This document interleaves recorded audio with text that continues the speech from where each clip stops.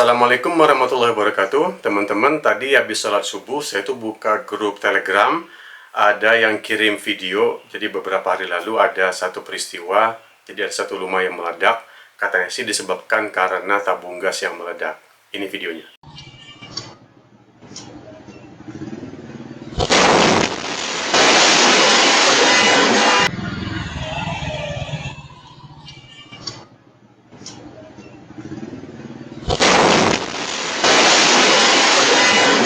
Dari komentar-komentar yang saya baca itu dan dari juga browsing-browsing di internet, memang yang disebutkan karena memang penyebabnya itu ada karena tabung gas mengalami kebocoran, nggak tahu regulatornya atau selangnya, saya nggak tahu, tapi yang jelas itu disebabkan karena tabung gas yang bocor. Nah, kejadian ini selalu terjadi hampir setiap tahun, berulang dan berulang lagi, terjadi lagi, ada korban jiwa, ada juga yang terluka, dan yang pasti itu ada banyak harta benda yang dirugikan. Nggak cuman korbannya aja, tapi juga lingkungan sekitarnya. Dan ini membuat saya sedikit gemas, teman-teman. Karena apa? Karena sangat banyak rumah-rumah yang saya kunjungi, itu baik rumah keluarga, mau rumah teman, atau mau rumah seseorang gitu ya. Ketika lewat dapurnya itu, kadang-kadang saya lihat itu tabung gasnya itu disimpan di tempat yang tersembunyi. Ada yang kasus ekstrim itu disimpan di bawah kitchen set, itu ditutup pakai pintu. Jadi kitchen setnya itu di bawahnya itu ada pintunya ya. Itu sengaja ditaruh di sana si tabung gasnya itu. Itu membuat saya beberapa kali ngomong sama dia yang bersangkutan, ini jangan kayak gini. Tapi ini katanya demi estetika katanya, biar nggak kelihatan, dan itu mengorbankan keselamatannya. Itu bahaya banget, teman-teman. Jadi buat teman-teman yang di rumah tinggalnya, itu baik rumah tinggal atau apartemen atau apapun, yang masih menyimpan tabung gasnya itu di tempat yang tertutup, itu segera dipindahkan, segera dirubah kebiasaan itu, teman-teman, karena itu bahaya banget.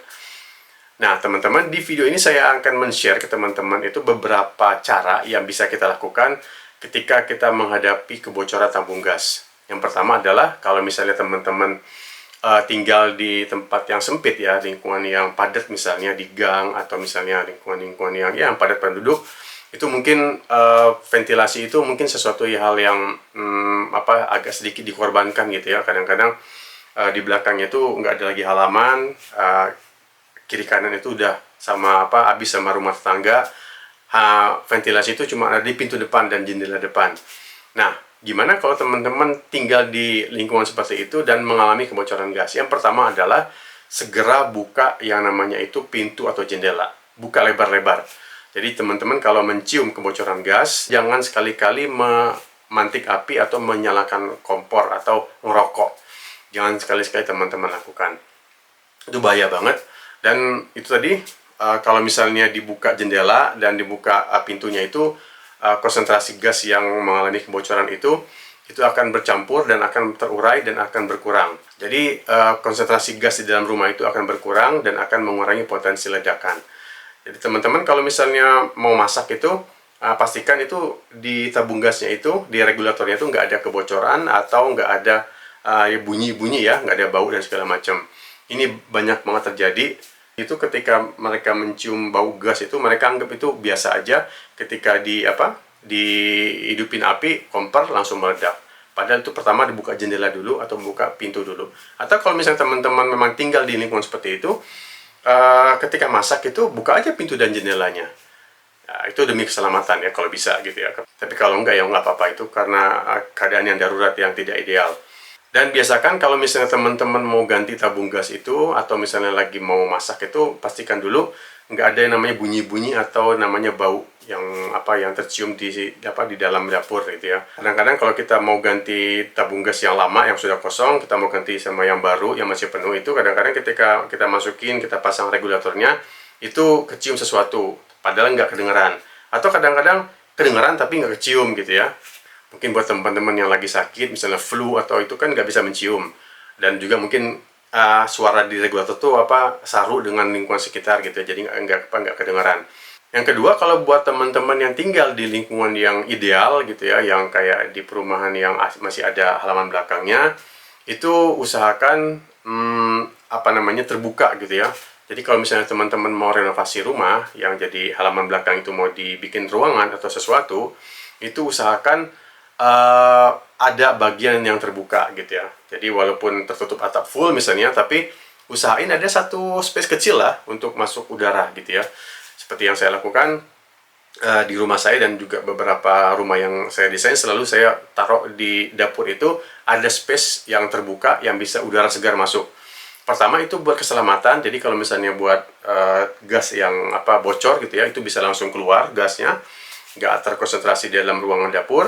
Dan juga untuk kesehatan juga bagus teman-teman. Jadi buat cross ventilation, jadi dari udara belakang itu sampai ke depan, sampai ke itu, jadi ada sirkulasinya, jadi namanya itu cross ventilation. Jadi kalau misalnya teman-teman mau renovasi rumah, sekali lagi itu usahain atapnya itu walaupun full tapi usahain ada yang terbuka gitu ya. Kalau misalnya takut masuk kucing misalnya, atau masuk tikus atau kecoa atau binatang ular kecil misalnya, atau bahkan manusia gitu ya, teman-teman bisa pasang teralis tapi ditutup pakai kawat ram aluminium gitu ya. Itu mungkin bisa juga, tapi mungkin yang aluminium itu kan tipis ya, apalagi warna hijau itu gampang banget digrogotin tikus atau dipotong, itu nggak terlalu bagus untuk keamanan. Teman-teman bisa pakai yang namanya itu plat perforated. Itu teman-teman bisa beli di toko besi yang baru, bisa banyak tersedia. Atau kalau misalnya teman-teman mau cuma pakai sedikit, bisa beli di pasar loak besi. Itu juga harganya murah, dan yang galvanis itu tahan karat. Jadi itu karena lubang kecil-kecil itu susah untuk dipotong, dan yang pasti itu nggak akan mungkin dipotong, digigit oleh tikus dan binatang-binatang lain. Sama manusia juga susah untuk digergaji, apalagi sama hewan-hewan. Yang ketiga, kalau misalnya teman-teman ada budget ya, budget lebih gitu ya, teman-teman nggak ada salahnya kalau mengganti kompor gas itu dengan kompor listrik. Kompor listrik itu ada yang pakai listrik beneran, yang wattnya itu juga lumayan, 300-400 watt gitu ya. Itu kalau misalnya tagihan listrik naik ya wajar lah ya, tapi yang jelas kan teman-teman nggak beli gas gitu ya. Tapi yang jelas itu lebih aman. Nah, itu tadi teman-teman beberapa tips yang bisa saya bagi ke teman-teman semua berkenaan atau merespon ke kejadian yang baru terjadi beberapa hari lalu itu. Jadi mudah-mudahan bermanfaat buat teman-teman semua, bisa dipraktekkan dan kita bisa tetap menjaga keselamatan diri kita, keluarga kita, tetangga kita, dan lingkungan kita. Dan yang terakhir, mudah-mudahan kita doakan yang menjadi korban segera diberi kesembuhan, diberi keselamatan, tidak ada yang namanya itu luka atau cacat permanen.